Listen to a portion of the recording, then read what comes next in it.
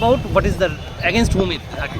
I'd filed a FIR against an individual. I don't want to comment much about it because the matter is sub judice. Lekin this is regarding calling our people, calling me Chinese party, Chinese dalal, Chinese auntie, referring to our community. It is very sad that today even someone like me, who I have to defend my community, my own family's name and my community's name because we are referred to as Chinese. This says a lot about what our country is all about.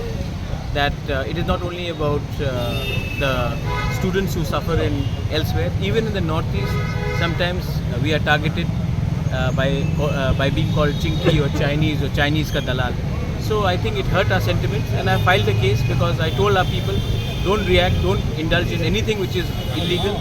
There is a court, and we will take it to the court and have a justice given to us through the legal channels. So that's why we have come here. We have filed the case, and we are fully hopeful that the court will deliver justice to all of us. Thank you. Thank you.